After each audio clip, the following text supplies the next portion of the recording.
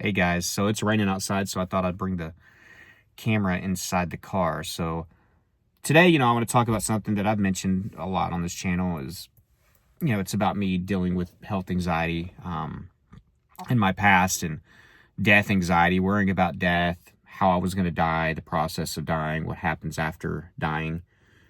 And guys, that consumed me, for so long. I had worries and fears of this on and off since I was 10 years old, but it really hit me when my anxiety hit me hard when I was about 21. And, it took a lot from me from like 21-ish to about 26-ish. That's the time of my life whenever I'm supposed to be having the time of my life, I have my youth, I get to make my own choices and decisions without having to ask permission. I was starting a family. I was figuring out my career. You're just figuring things out and you're having fun, right? You're living life, or at least you're supposed to be. And then this anxiety thing came up, man, and it crippled every aspect of my life. And something that I really hated about it was it made it very hard to be present as far as like experiencing things and loving people and cherishing moments and being in the moment, Anxiety can rob you of that. We're always displaced. Sure, I'm golfing with my friends, but I'm not really here. Sure, it's Thanksgiving and we're all eating this great food, but I'm over here worried about my death. Yeah, it's my son's first birthday, but I'm worried about me dying of lymphoma. It's almost as if I became unintentionally selfish in a way. Maybe that's not the best way to word it, but I was always focused on me, my symptoms, my thoughts, the inevitable, and it consumed me. It made it hard to work. It made it hard to, obviously, again, be in the moment, to enjoy things. I felt like it sucked the passion out of everything that I had passion and love for. I mean, I couldn't even watch TV without part of my brain being somewhere else. And I was like this, guys, for years.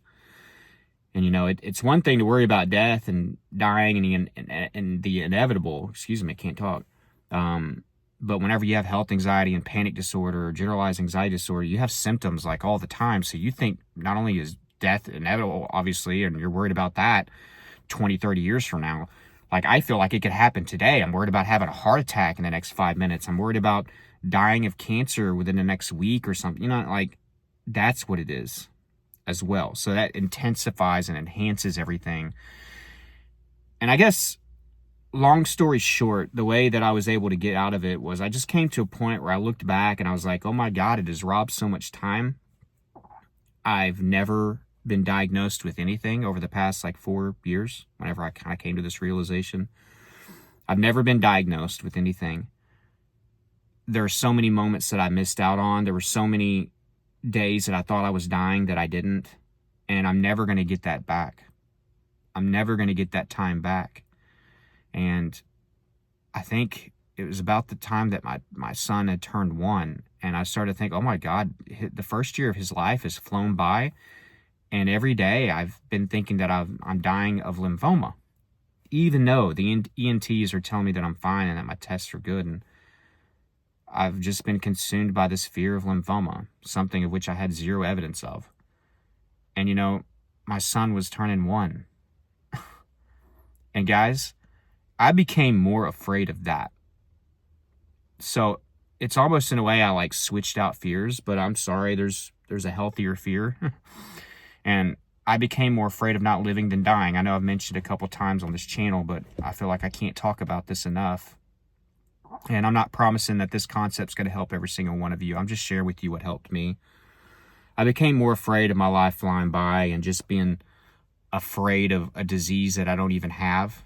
And it's going to rob me of my life. And then one day, after thinking that I'm dying and having a disease every single day, I am going to get diagnosed with something. Something is going to happen. And I've just spent the last 30 years worrying about it, and I would have wished that I could go back and do it all over again and get those 30 years back. So that really helped me let go of control I came to a point where it's like, I've done everything that I can do. And specifically, I guess my last bout of health anxiety was worrying about the lymphoma thing.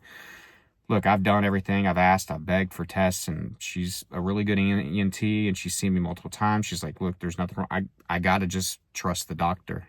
And I'm tired of this. I let go. I let go of this, and I'm afraid of being afraid all the time. I don't know if that makes sense to you. But again, like, I became more afraid of not living. I became more afraid of not being present. I became more afraid of being 80 years old on my deathbed, and had worried and thought I was dying every single day up to that point. Try to be healthy. Try to take care of yourself. Try to work out. Try to eat healthy. Try to be present. Try to be happy. Try to be thankful. Try to be loving and caring. Try to be at service to other people in this world the best way that you can. Try to help and guide others, Be kind to other people, and then let go of control of all the rest.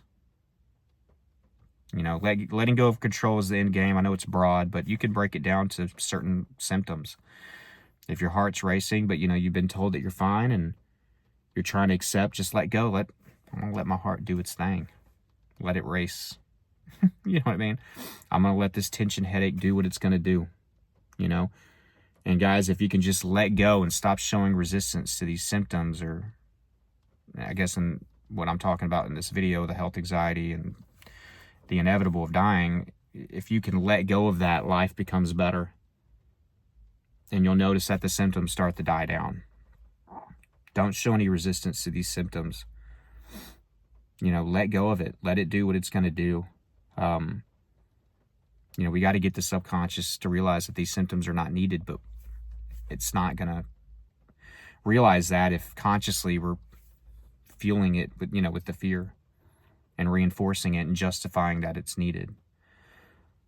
So do what you can as far as like living healthy and taking care of yourself. Be at service to other people, love other people, work on your anxiety and stress, and let go of control of all the rest. Be happy while you are here. Do the most that you can with this chance that you have at life.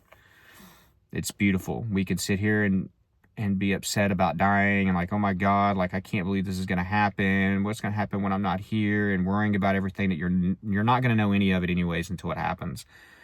Or you could think about it and be like, oh my God, there was like basically a 0% chance that I should even be alive now, that I should even exist.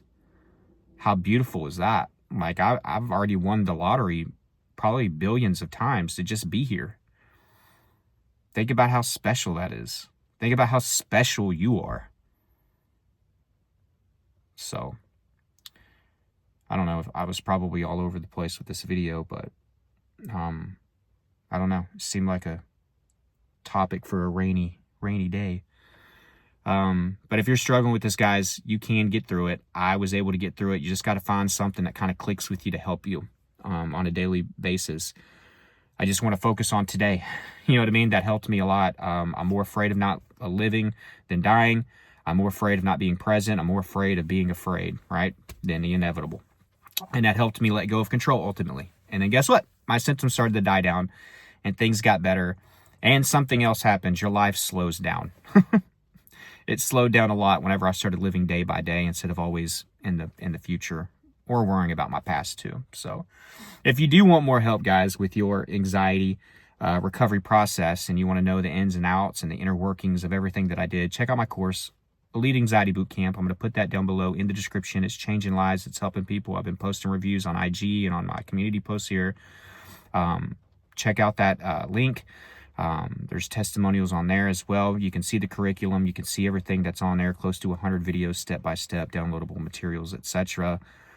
Check that out. I'm going to put it down in the description and the first pinned comment. If you are interested with again, I can't talk today, and coaching calls with me, that's also a service that I offer. The email that you can reach out to me for is down below in the description as well, and I'll send you my information.